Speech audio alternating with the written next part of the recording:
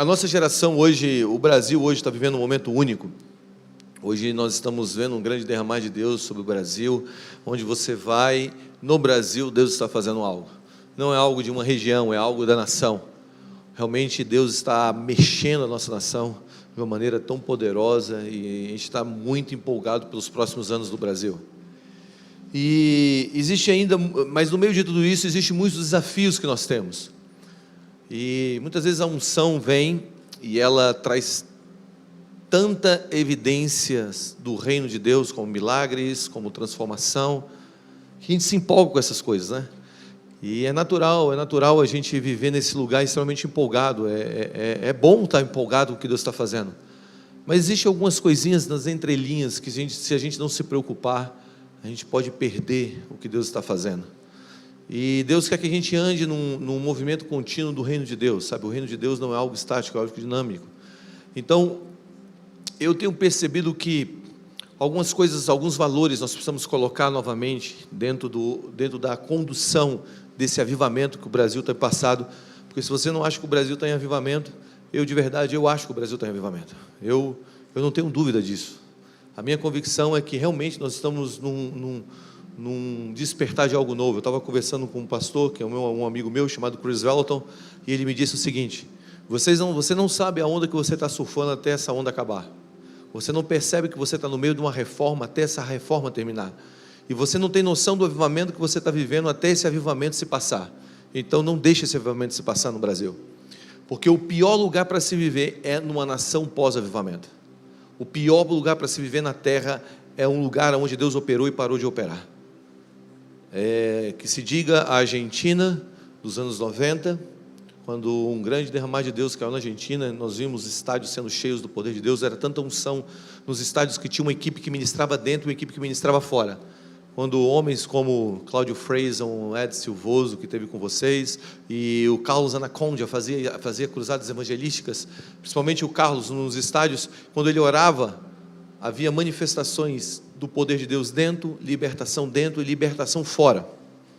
Então, pessoas que passavam fora do estádio, muitas vezes de bicicleta, caíam possessas, eles traziam as pessoas para dentro e expulsavam os demônios. Então, era algo surreal que estava acontecendo, e passou. Aí você pega desde a crise econômica até uma crise social que a Argentina viveu aí nas últimas décadas, e é bem ruim você viver na nação pós-avivamento, mas Deus nunca programou um avivamento para passar. Você acredita nisso, Gustavo? Acredito, de verdade. Deus nunca programou um derramar para um tempo apenas.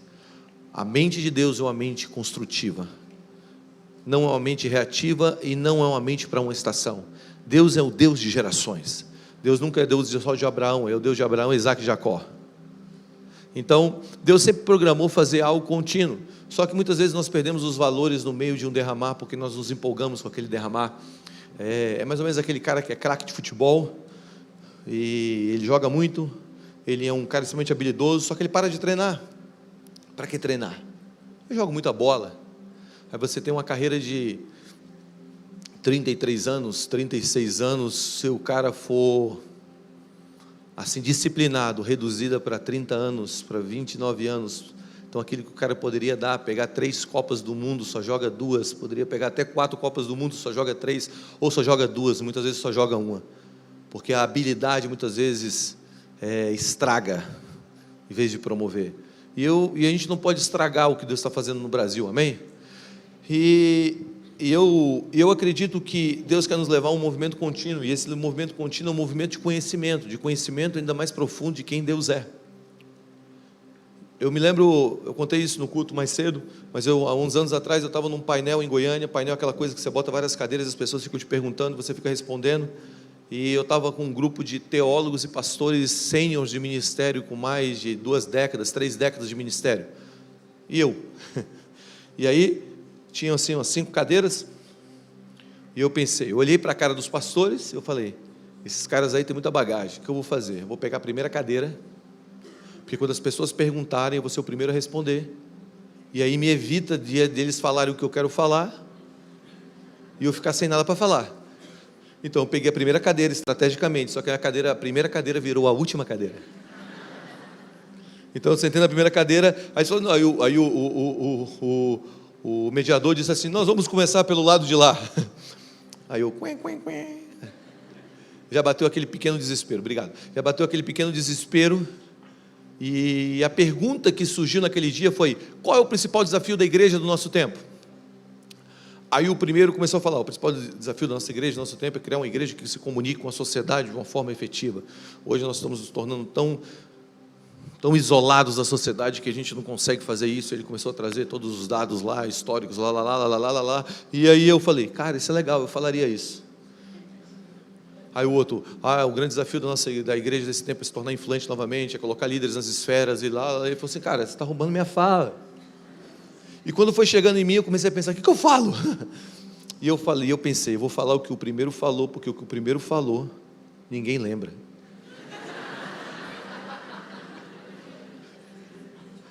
Chegou em mim, tinha um teólogo de cabelo branquinho do meu lado, um cara muito respeitado. Ele falou, e chegou em mim, eu peguei o microfone, sem saber o que ia falar, pensando no que o primeiro falou, e eu dei um grito. Eu não sei porque eu fiz isso, mas eu fiz, cara. Eu disse: o principal desafio da igreja hoje, o principal problema da igreja hoje é Deus. O pastor que estava do meu lado, o teólogo que estava do meu lado, estava mexendo no celular e falou: o quê? E eu não sabia porque eu tinha falado isso. E aí na hora que eu disse isso, aí ficou aquele silêncio, sabe? O pessoal que estava mexendo no celular, todo mundo olhou para mim: Deus? Aí eu: e agora, o que eu faço?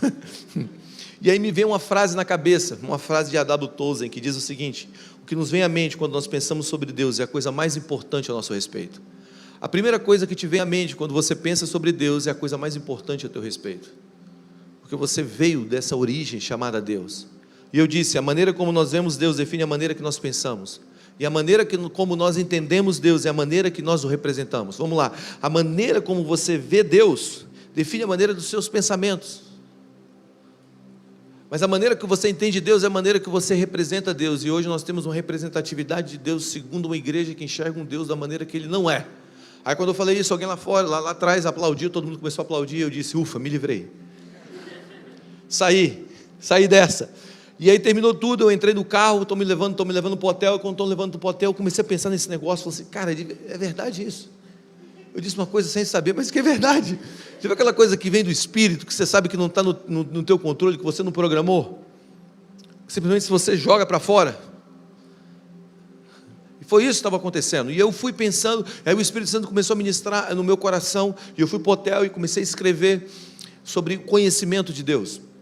Sabe, a Bíblia fala em Oséias capítulo 6, versículo 3, diz assim: então conheçamos e prossigamos em conhecer o Senhor, a sua saída como alva é certa, e Ele nos virá como chuva serôdia que rega a terra. Vamos lá, Ele está dizendo: eu vou vir como uma chuva para regar a terra, quando você conhecer e prosseguir em conhecer. Quando você me conhecer e prosseguir em conhecer, eu vou derramar uma chuva. Quantos aqui querem viver debaixo de uma chuva de avivamento, uma chuva de graça, uma chuva de amor, uma chuva de bênçãos? Quando isso vai acontecer? Quando você conhecer e prosseguir em conhecer o Senhor. Agora, você tem que entender que o conhecimento de Deus não é um conhecimento estático, é um conhecimento dinâmico. O que significa? Significa que o teu último conhecimento do Senhor é o início de uma jornada de conhecimento. Significa que aquilo que você experimentou de Deus, vou brincar de novo, lá no teu retiro Peniel, que na verdade era raiz, né? Eu era Monte Sião raiz, mano. Agora é raiz? Era Peniel e raiz? Então tá bom, então todo mundo aqui é Monte Sião raiz. Então aquele último conhecimento que você teve, que você agora te levou a esse novo nível, que te empurrou para esse lugar agora, de que você está, aquilo lá é o início da sua jornada, aquilo lá é o início da sua história, aquilo lá é o início do teu nível de relacionamento e conhecimento de Deus, mas não é o final. Deus quer te levar a um nível ainda maior de conhecer. Deus quer te levar a um movimento progressivo de conhecimento. Então você não pode parar. Você não pode ter só aquele estralo lá de 5, 6, 7 anos que você teve no teu retiro aqui na igreja, ou num grupo pequeno, ou sabe Deus onde você teve o teu primeiro encontro com o Senhor, e parar naquilo. Não, não, não, não. Você precisa continuar essa jornada. A vida cristã é como andar, é como subir uma escada. Você pisa no primeiro degrau. Então você teve um encontro com o Senhor, isso te levou a um primeiro degrau. O primeiro degrau vai te levar a um segundo degrau, que vai te levar a um terceiro degrau, e aquele último degrau que você teve de conhecimento de Deus, que te levou a um novo nível, é simplesmente a plataforma para um novo nível do Senhor. Então você não pode parar. Vamos lá, você não pode parar. É mais ou menos andar de bicicleta, sabe? Vida cristã é mais ou menos assim: se você parar, você cai. Você não pode parar. Você tem que continuar avançando no nível de conhecimento maior do Senhor, amém? Agora, olha o que diz Oséias capítulo 4, versículo 6: o meu povo está sendo destruído porque ele falta. Porque falta o quê? Então a grande verdade é que a destruição não está por causa do diabo. E a gente aqui, a gente que é crente pentecostal, brasileiro, sul-americano, a gente gosta de gritar contra o diabo: sai diabo, sai Satanás, camunhão, capeta, cinzento, peste das trevas, oculto, Harry Potter, sai. Sabe, a gente fica nesses negócios aí, cara. Sabe, a gente fica gritando contra o diabo e presta atenção. Sim, o diabo é nosso inimigo, mas a Bíblia fala que a gente não está sendo destruído por causa do diabo. A Bíblia não fala que a gente está sendo destruído por causa do pecado. A gente odeia o pecado, mas a Bíblia não diz que nós estamos sendo destruídos por causa do pecado. A Bíblia diz que o meu povo perece, está sendo destruído, ou perece, porque lhe falta conhecimento. Agora, entenda algo: a palavra hebraica para ignorância é escuridão. O diabo é o príncipe das... Então o diabo governa através de ignorância. A área de ignorância é uma área de ação, é um campo propício para uma ação maligna. Agora, a palavra hebraica para luz é conhecimento. A Bíblia fala em João capítulo 8, versículo 2, Jesus dizendo: eu sou a luz do mundo, quem me segue não andará em trevas, pelo contrário, terá luz para a vida, ou luz para a vida. Olha que interessante, se nós formos traduzir isso aqui para esse entendimento de luz, conhecimento, ignorância, escuridão, nós vamos entender isso aqui, dessa maneira.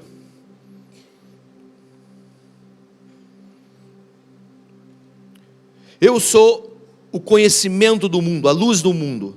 Quem me segue não andará em trevas, não andará em ignorância, pelo contrário, terá luz para a vida, terá conhecimento para a vida. Quantos aqui querem ter conhecimento para a vida? Vamos lá: conhecimento de como criar filhos, de conhecimento de como ter um bom casamento, conhecimento para prosperar em tudo que colocar a mão. Eu quero.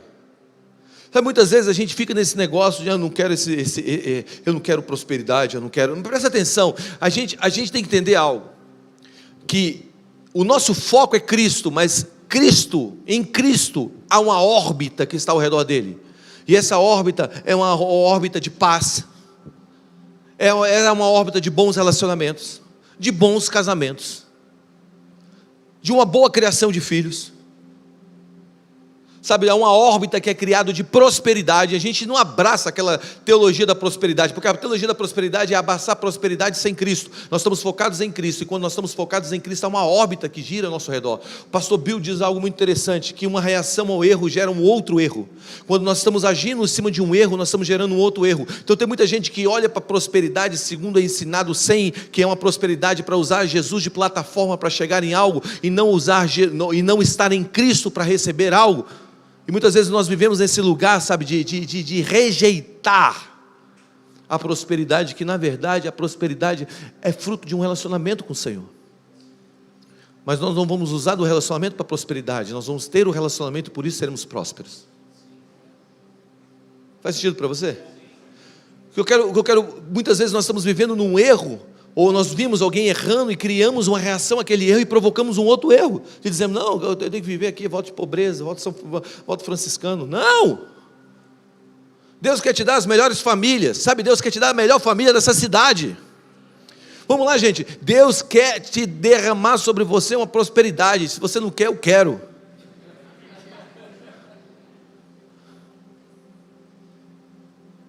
É o que eu estava falando ontem à noite. Tem pessoas que falam, não, eu sou humilde, eu não quero. Presta atenção, cara, você só vai poder dar glória ao Senhor quando você tiver algum tipo de glória. Por isso eu oro para que vocês tenham as melhores empresas dessa nação, que vocês tenham as melhores famílias, e quando vocês tiverem tudo isso, vocês digam, a glória é de Deus. É bonito, não é? É bonito alguém que tem um poder na mão e diz, a glória é de Deus. Então, o que eu quero propor para você é que o nosso inimigo é a falta de conhecimento, e Deus quer nos dar conhecimento. A nossa busca é uma busca por conhecimento, conhecimento de Deus. Agora, existe um conhecimento que rouba a vida, existe um conhecimento que dá a vida.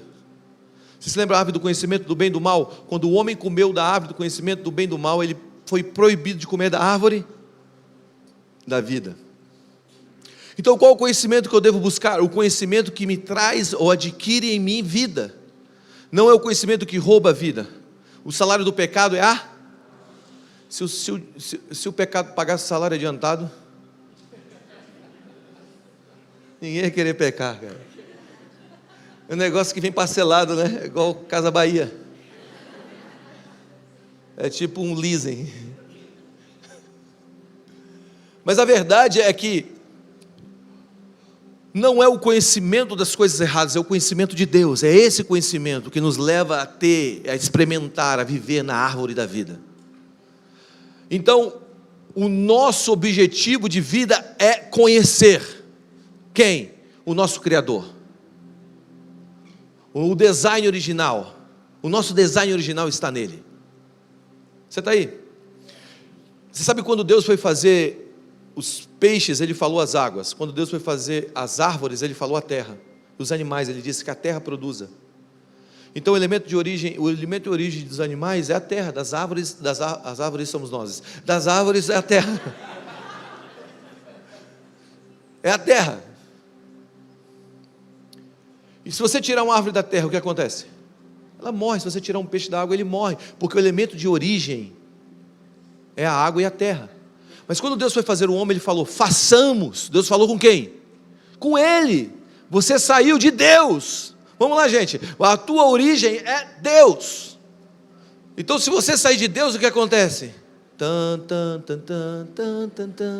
É a musiquinha.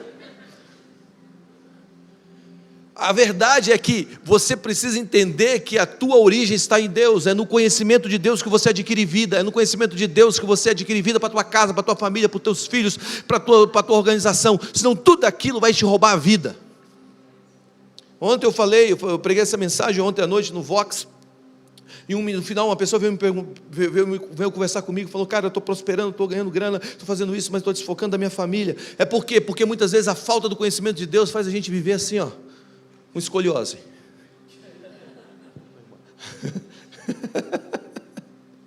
Sabe, faz a gente crescer de um lado e ficar atrofiado de outro. Deus quer que você cresça em todas as áreas de uma maneira plena. O que adianta eu ser um ótimo líder, sabe, um cara influente no Brasil, não tem influência nenhuma dentro da minha casa? Vamos lá, a geração passada viveu muito isso, cara. Era meio Naamã. Sabe o que era Naamã? Naamã era aquele general sírio, poderoso nas batalhas, nas guerras, venceu tudo. Era o sei lá quem, era o Anderson Silva da época boa, né? John Jones. Mas chegava em casa, quando ele tirava a armadura, o corpo dele era tomado de lepra. Herói fora, leproso dentro. Deus não quer isso para as nossas vidas, amém? Deus quer que a gente conheça Deus, que a gente tenha um conhecimento pleno dEle, que traga um equilíbrio para a vida, que a gente cresça equilibrado, todas as áreas da nossa vida. Eu estou num sucesso profissional, mas eu tenho um sucesso familiar também, cara. Eu estou num sucesso ministerial, mas os meus filhos estão lá tendo encontros com Deus, amém? Como nós vamos fazer isso? Quando nós entrarmos no conhecimento mais profundo de quem Deus é. Agora, ok, nós entendemos então que a nossa guerra e o nosso principal objetivo é conhecer quem Ele é. Agora a pergunta é, beleza, Guga, eu entendo que eu tenho que conhecer, agora como eu conheço Deus? Como eu entro então no conhecimento de Deus? Você entra no conhecimento de Deus através de Jesus. Porque Jesus é a imagem perfeita de quem é o Pai. Vamos lá, eu gosto, cara, de pensar dessa maneira. Muitas vezes nós como igreja, nós crescemos um pouco de uma maneira religiosa, sabe? Nós crescemos ouvindo coisas que realmente edificavam e coisas que não edificavam a nossa visão de Deus. Então, nós crescemos meio misturados. A nossa teologia, a nossa visão de Deus está ligada diretamente a uma construção não neotestamentária, mas ela está fundamentada em um velho e um novo, e a gente fica misturando as coisas. Jesus é a perfeita imagem de Deus. A Bíblia fala que Jesus só fez o que viu o Pai. Então vamos lá, Jesus só fez o que viu o Pai fazendo, então ele viu o Pai fazer e repetia isso. Então Jesus é a imagem exata. Eu sei que a gente gosta de Elias, eu sei que a gente gosta de Davi, eu sei que quando você chegar no céu, você fala, eu quero ver Moisés, sabe, mas presta atenção, tudo isso é legal, todos esses caras são legais, mas Jesus é o único que carrega a imagem exata de Deus.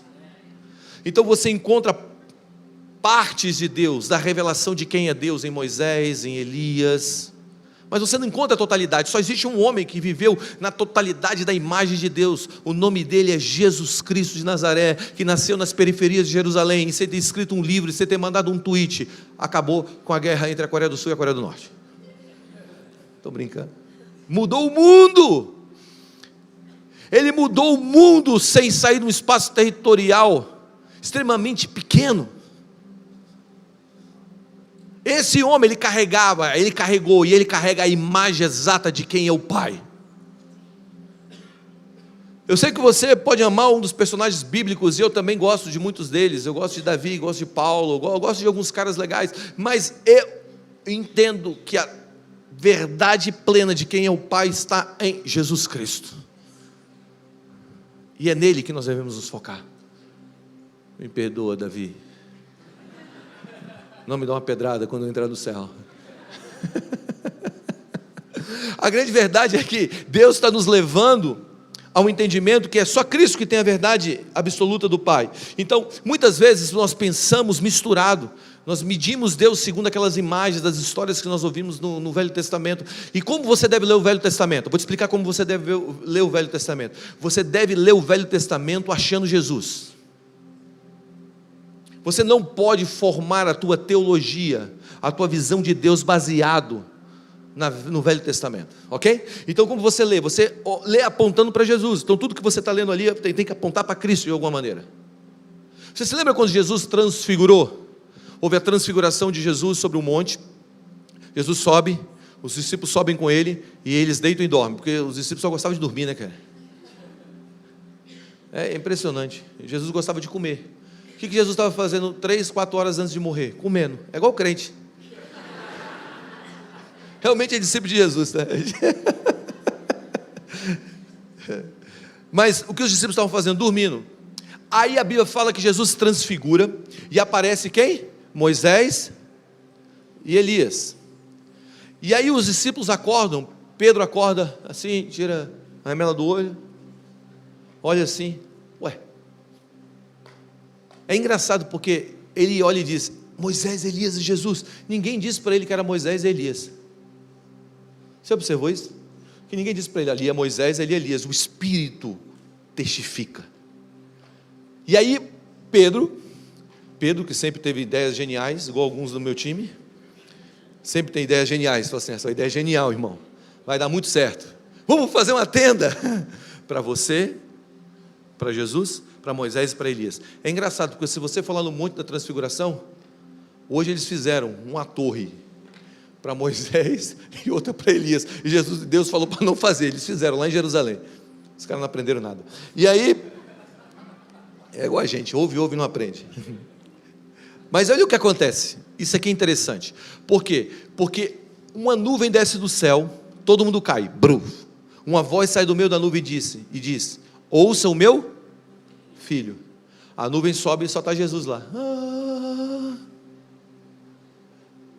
Você sabe o que representa Moisés? Moisés e Elias são os dois personagens mais importantes da cultura e junto com Davi. São os dois personagens mais importantes da cultura judaica. Então você tem Moisés, que representa a lei, você tem Elias, que representa os profetas. Então você vê a lei e os profetas se dobrando diante de Jesus. Sabe, tudo tem que se dobrar diante de Cristo. Então, se você tem uma mentalidade de Deus que não é baseada em Jesus, existe uma coisa errada. O que eu quero propor é, tudo que você pensa sobre Deus, que você não encontra em Jesus, você deve questionar. Vamos lá, tudo que você pensar sobre Deus, que você não encontrar na pessoa de Jesus, você questiona. Questione. Você lembra quando os discípulos estavam saindo de Jerusalém, passando por Samaria, e eu vou fazer a piadinha de novo. Mas eles estavam passando por Samaria, e os samaritanos tinham treta com os judeus, e era treta, muita treta, vixe. A trilha sonora era Mano Brown. E aí quando eles estão passando, os samaritanos começam a tretar com Jesus, cara. E era treta, muita treta, vixe. E aí... é melhor parar. E aí o que acontece? Os discípulos de Jesus, que eram uma gangue, eles eram um gangue, cara. Pedro tentou matar um cara, errou, cortou a orelha. Ou você acha que ele falou assim, vou mirar na orelha? Não, mano, era no pescoço mesmo, só errou. Era ruim de mira. E aí, a gangue que andava com Jesus, que era a gangue dos 12, a gangue dos 12 vira e falou assim, Jesus, vamos clamar para que caia fogo dos céus e mata todo mundo morre queimado. Eu fico imaginando, eu não sei se sua mente é assim, mas minha mente é bem assim, eu fico imaginando todo mundo queimando assim, que cena linda, né? Samaria inteira em chamas. Aí Jesus vira para os discípulos e diz assim, ei, vocês não sabem de que espírito vocês são? O Filho do Homem não veio condenar o mundo, o Filho do Homem veio salvar. Por que eles estavam fazendo isso? Porque eles estavam vendo Deus segundo a mentalidade de Elias, um homem que clama fogo dos céus e consome a galera. Muitas vezes nós estamos enxergando Deus, e por isso, por nós vermos Deus de uma maneira errada, entendermos Deus de uma maneira errada, nós representamos Ele de uma maneira errada. A nossa falta de conhecimento de quem Jesus é, tem feito agora uma representação de um Deus que não é o Deus verdadeiro. Então nós como nós conhecemos Deus? Diga, através de Jesus. Então o que você tem que fazer? Volta para casa, pega os evangelhos e lê os evangelhos. O que você vai fazer? Ler os evangelhos. Diga, eu vou ler os evangelhos. Eu vou estudar sobre quem é Jesus. É o que você tem que fazer. Para você entender Deus, você precisa entender Jesus. Então olhe os passos práticos de Jesus. Veja que os milagres de Jesus carregam a natureza de Jesus, que carregam a natureza de Deus. Quando você entende Jesus, você entende Deus. Que mesmo sendo como Deus, usurpou ser como tal, mas antes disso tomou a forma de servo e se submeteu à morte de cruz. Vamos lá, um Deus que se entregou. O verbo se fez carne, o que não era acessível se tornou acessível. Então se a gente prega um evangelho que não é acessível, não é evangelho, é religião. A santidade de Jesus não afastou um pecador, gente. Só afastou religioso. Se a tua santidade afasta pecador, na verdade não é santidade, é religião. A gente fica ali dizendo assim, é porque eu sou santo, por isso aquela pessoa não consegue andar comigo, aleluia.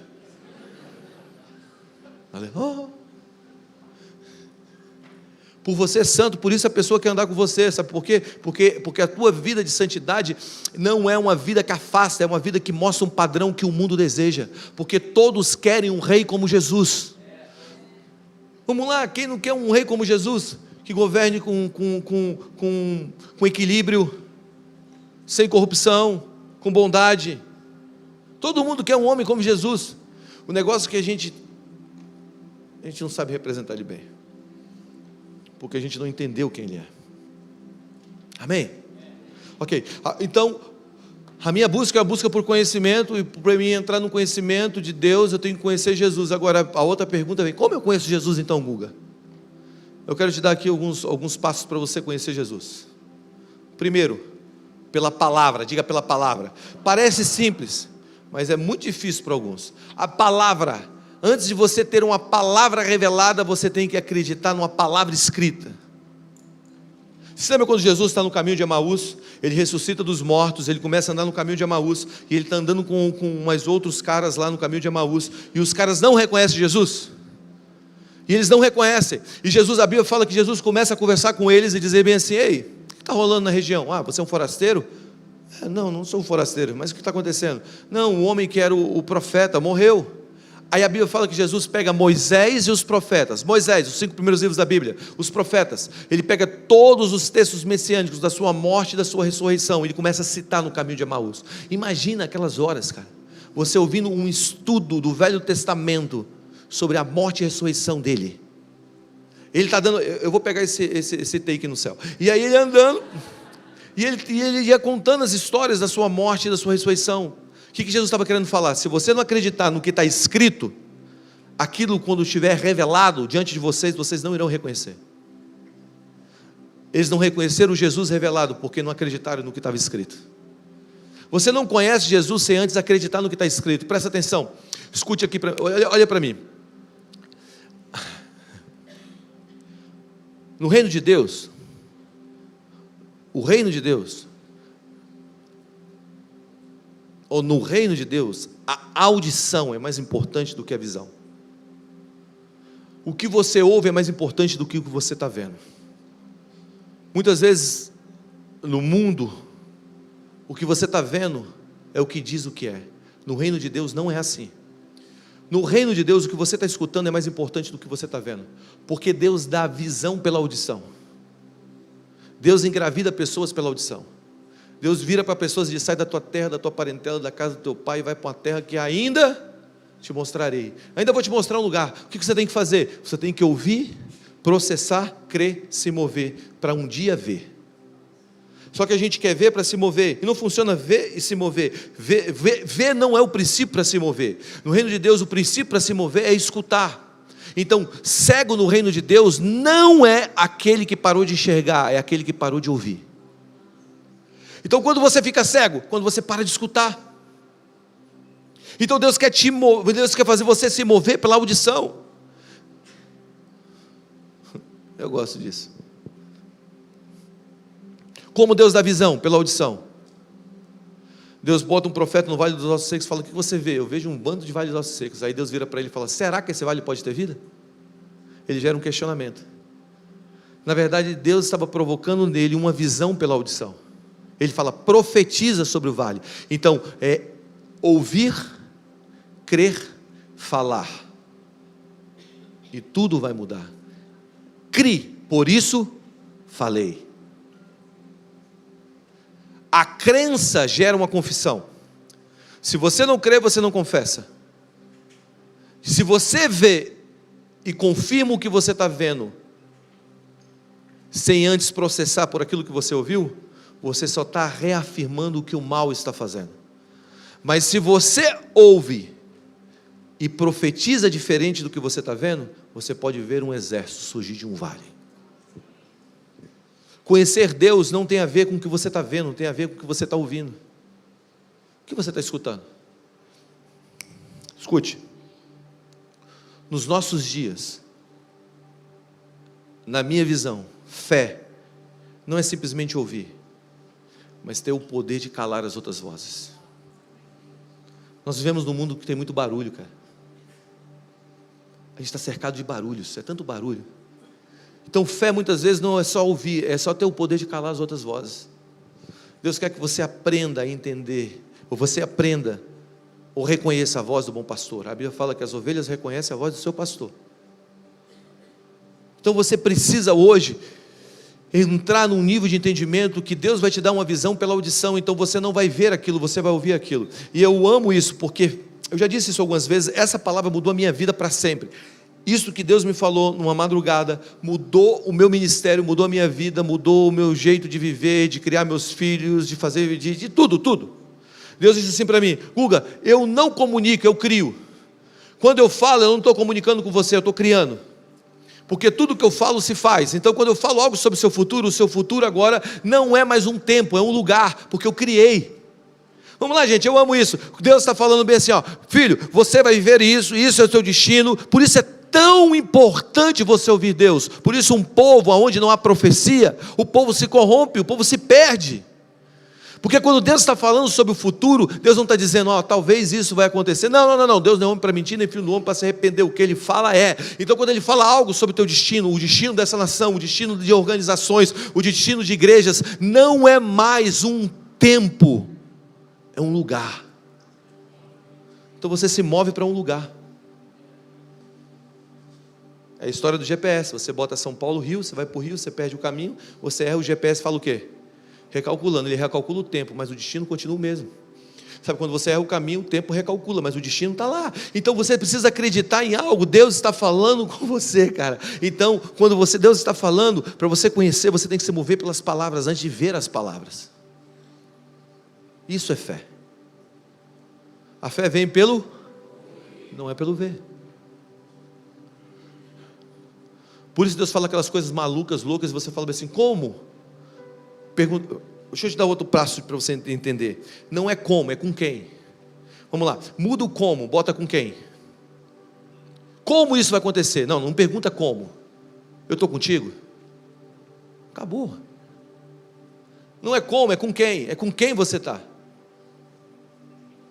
E eu gosto desse negócio porque dentro disso existe o mistério.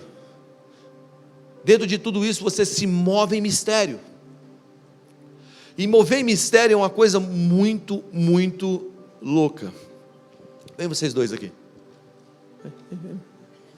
Me ajuda aqui. Obrigado por me ajudar. Fica aqui, ó. Aqui na frente.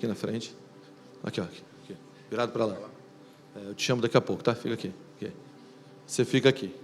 Qual é o teu nome? Caio. Então tá, presta atenção. Existem 2 espaços do conhecimento de Deus. Sempre existe 2 espaços do conhecimento de Deus, ok? Está aqui o Caio. O Caio representa a nossa vida antiga. Quantos aqui viveram o que está escrito lá em Romanos capítulo 10, versículo 9? Com a nossa boca nós confessamos a respeito da salvação, com o nosso coração nós cremos na justiça e somos salvos. Quantos aqui? Amém?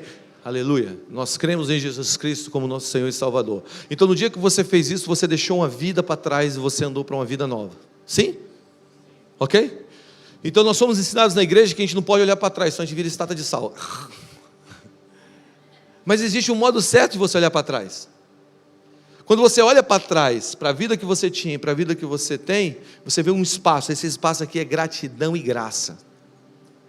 Então você olha e fala assim, cara, eu sou tão grato porque eu não sou o que eu era. Eu não sou tudo aquilo que eu quero ser, que é a estatura do varão perfeito, que o teu alvo é Jesus, ok? Mas eu sou alguém diferente. Eu não sou aquela pessoa. Eu tenho gratidão por isso. E foi a tua graça que me trouxe até aqui. Não foi o teu braço, foi a graça de Deus. Amém? Ok. Esse é o primeiro espaço. Agora existe um segundo espaço, que é o outro espaço do conhecimento. Graça e gratidão te levam a um nível de conhecimento. Agora o segundo espaço é esse aqui. Você anda para Jesus. Isso aqui é interessante. Porque você encontra Jesus. Quantos aqui tiveram encontros com o Senhor? Ok. É mais ou menos o caminho de Emaús. Eles andam com Jesus, não reconhecem, aí eles encontram Jesus. Quando eles encontram Jesus, eles reconhecem, na mesa da ceia.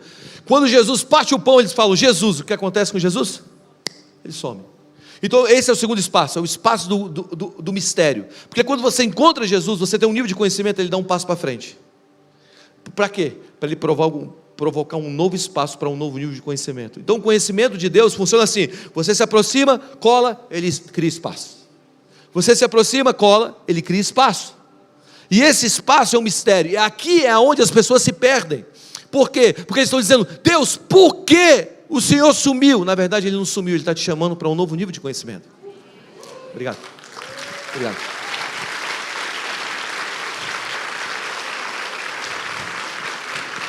É nesse lugar de encontros espaço, encontros e mistério, encontro e mistério, que a gente cresce. Você está aí? É isso que nos leva a um nível de crescimento maior no conhecimento de Deus. Ok? E dentro desse negócio mistério, vou te dar só um segundo ponto para a gente acabar. Dentro desse negócio mistério, tem um outro texto que eu quero ler com vocês. Está lá em Ezequiel capítulo 43, versículo 12. Deixa que eu leio, que você não vai entender nada. No contexto que eu quero colocar. Essa é a lei do templo, sobre cima do monte, todo o seu limite ao redor será santíssimo. Eis que essa é a lei do templo. Por 2 vezes ele fala, essa é a lei do templo. Então se fala uma vez a Bíblia, é muito importante. Se fala 2 vezes, é muito, muito importante, ok?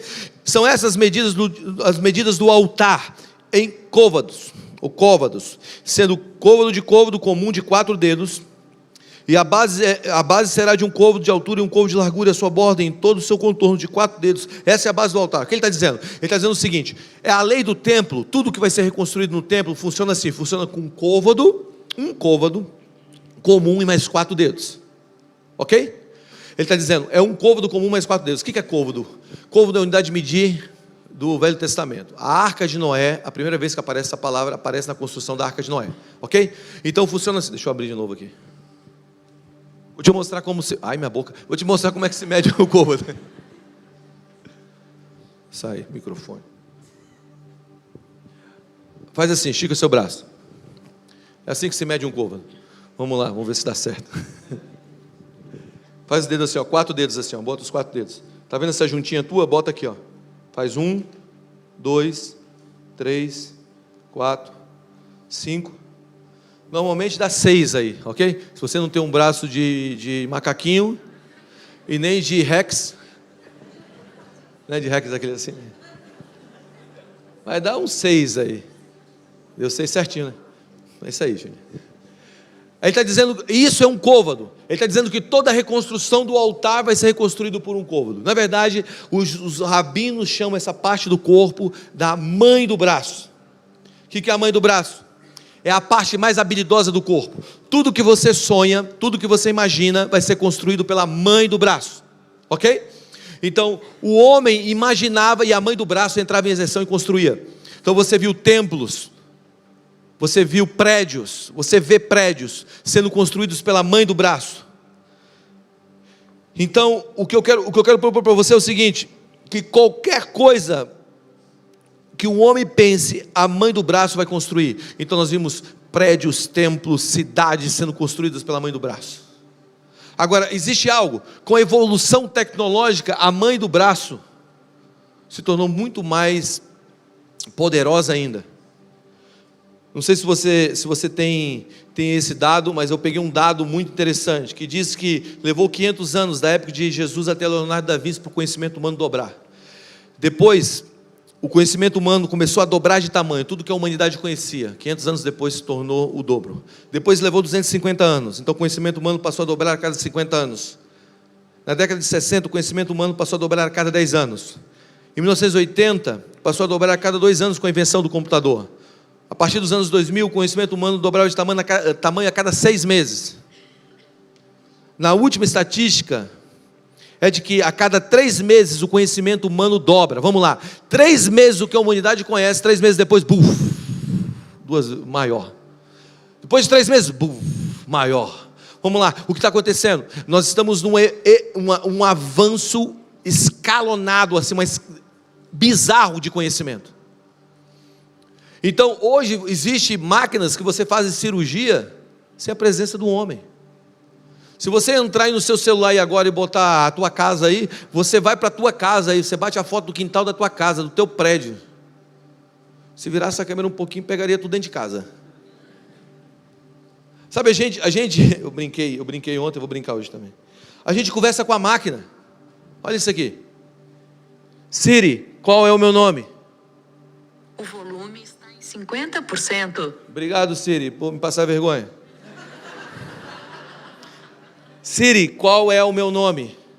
Seu nome é Gustavo Clemente, mas você pediu que eu chame você de Juan Mori. Obrigado, Siri. Obrigada por me agradecer. Você conversa com a máquina. Sabe, nós temos uma evolução tecnológica bizarra. Vamos lá, quando você sonhou isso? Eu nunca. Agora olha o que diz João capítulo 15, versículo 5. Jesus disse: sem mim vocês não podem fazer nada.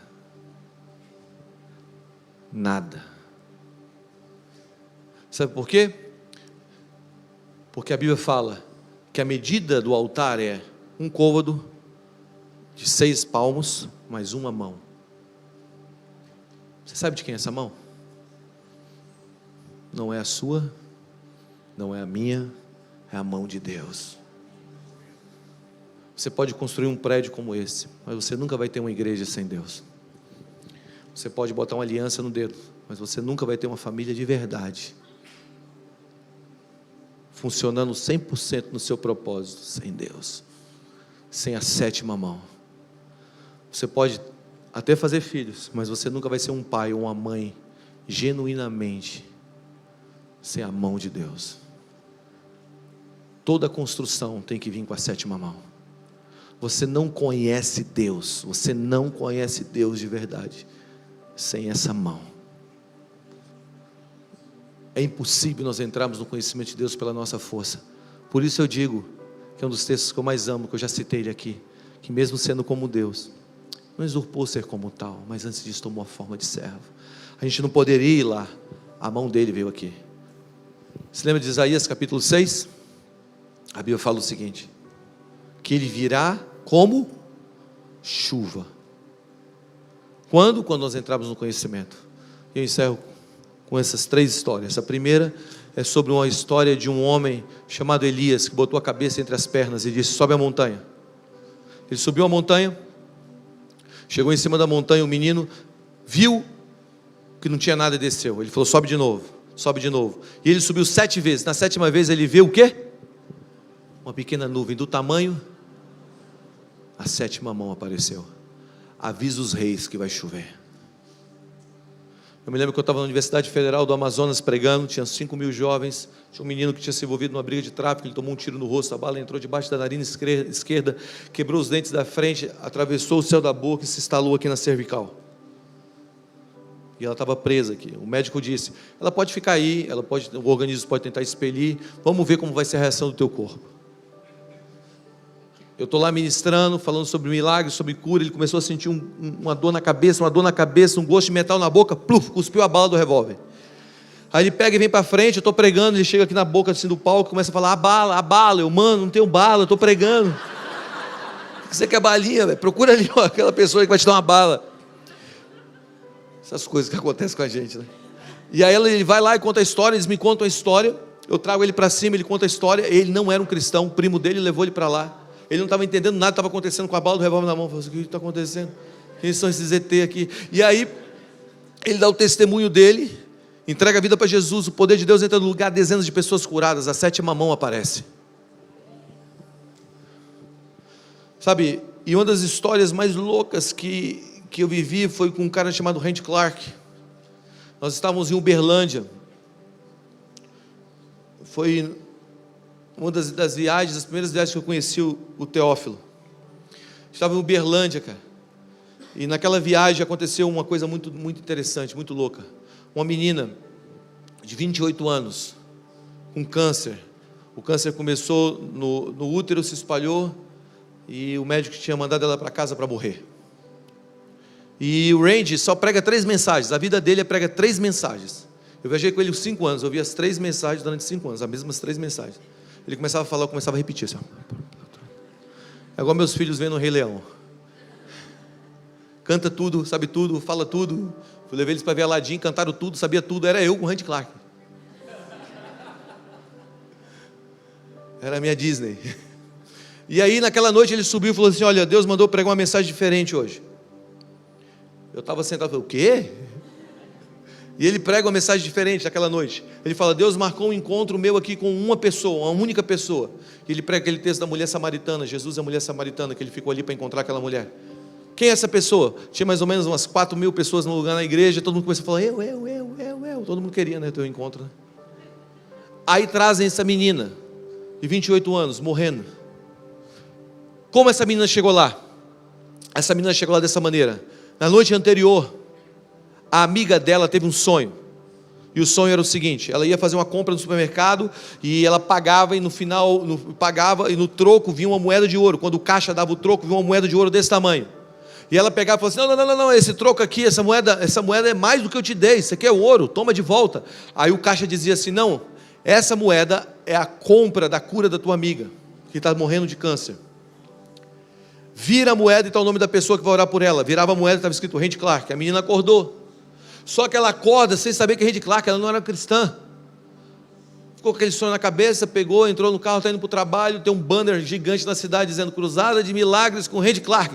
Ela para o carro tremendo. Liga para a amiga dela e fala assim: tem uma coisa acontecendo aqui que é muito louca, eu tenho que te falar. E elas aparecem naquela noite lá. E agora, ela está sentada na cadeira, a gente está com as mãos sobre ela, nós oramos por ela por mais ou menos 2h30. Passam 7 ondas de poder nela, ela treme, treme, treme. Depois ela fala, estou com muito calor, a roupa dela está colada no corpo, fragilizado, magrinha.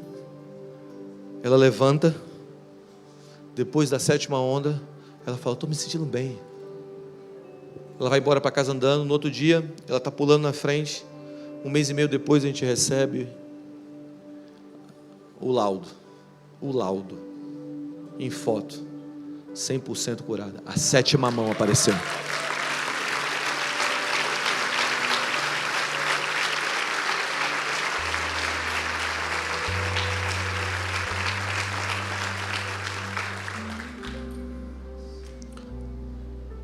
O que a gente precisa? De uma entrega radical. Não é o nosso braço. Nós podemos botar um homem na lua, como se comemorou há 2, 3 dias atrás, mas nós nunca vamos viver uma vida efetiva, de transformação, de realidade, sem a 7ª mão. Se coloque em pé e feche seus olhos.